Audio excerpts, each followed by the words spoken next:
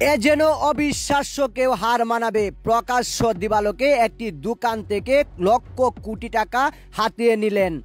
আসলে ডাকাত দলের এমন দৃশ্য আসলে আপনার চোখে পড়ার মতো। দোকানে হাজার লক্ষ টাকার মাল, আর সেখানে দিনে দিনে দুপুরে ডাকাতি করে বসে আছেন। আসলে প্রকাশ্য দিবালোকে হাজার হাজার জনতার সামনে থেকে এমন ডাকাতি আপনার চোখে পড়ার মতোই, আপনার চোখকে জুড়িয়ে দিবে। আসলে যখন দোকানে এ দুজন ঢুকে তখন আশেপাশের মানুষ তাদেরকে দেখে, কিন্তু কেউ ভয়ে কোনো কিছু বলতে পারেনি। আর সে থেকেই দোকান থেকে প্রায় কয়েক লক্ষ টাকার মোবাইল এবং কি নগদ টাকা হাতিয়ে নেয়। দোকানদার চোখ মেলিয়ে দেখেছেন, আসলে কিছুই করার নেই। হঠাৎ করেই এসে তাকে জিম্মি করে দোকান থেকে এমন টাকা হাতিয়ে নেওয়ার ঘটনা এখন অহরহই ঘটে যাচ্ছে। গত সরকার বিদায় নেওয়ার পর অনেক জায়গায় এমন ঘটনা ঘটে।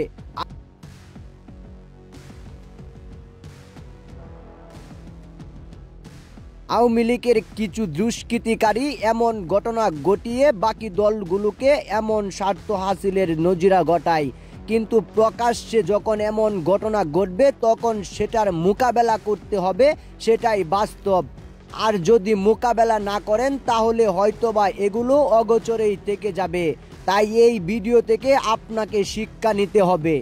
এমন ঘটনা যদি আপনার সামনে ঘটে তাহলে চোখ জুড়িয়ে আপনি চেয়ে না থেকে অবশ্যই যতই কিছু হয়ে যাক সেটার মোকাবেলা করবেন। আপনার জীবনের থেকে কোনো ঘটনার যদি আপনার চোখের সামনে ঘটে সেটাকে আপনি সায় দিয়ে চলে যান, তাহলে আপনিও সমান অপরাধী। কারণ আপনার চোখের সামনে যখন এমন ঘটনা ঘটে যাবে তখন আপনি চেয়ে চেয়ে দেখলে আপনার সাহসের কি মূল্য রয়েছে সেখানে। তাই আপনাকে বলবো, এমন ঘটনা যদি আপনি কখনো দেখেন চোখের সামনে পড়ে তাহলে সেটাকে মোকাবেলা করার জন্য আপনি ছুটে আসবেন, অন্যথায় এসব ঘটনা চলতেই থাকবে। তাই আপনাকে বলবো আপনি এগুলো থেকে দূরে থাকবেন না। কারণ আপনার চোখের সামনে যখন এমন ঘটনা ঘটে তখন এগুলো আসলে সমাজের চিত্র, আর এই সমাজের চিত্রকে আপনাকে না বলতে হবে।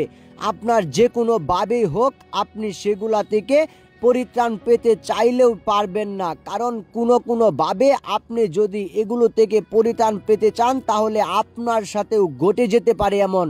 আর প্রকাশ্যেই যখন এমন ঘটনা ঘটে, একজনকে জিম্মি করে কয়েক লক্ষ টাকা নিয়ে যায়, তখন সেটাকে আপনি কি বলবেন? সিসিটিভি ফুটেজে দেখা যাচ্ছে দুজনকে, কিন্তু মাস্ক পরিহিত থাকায় তাদেরকে চেনার উপায় নাই। আর এমন ঘটনা অনেক সিসিটিভি ফুটেজে দেখা যায়। আর পরিশেষে যে ঘটনাটা ঘটলো সেটা দেখলে আপনারও চোখ জুড়িয়ে যাবে। আসলে দোকানদারও এতটা সাহস নিয়ে যখন তাকে ধরে ফেলেছেন তখন তার হুঁশ নেই, আরেকজন পালিয়েছেন। আর এ থেকেই মূলত ঘটনার পরিত্রাণ হয়, আর এগুলা থেকেই আমাদের সাক্ষী। ভিডিওটি ভালো লাগলে শেয়ার করবেন আর অবশ্যই ছড়িয়ে দিবেন।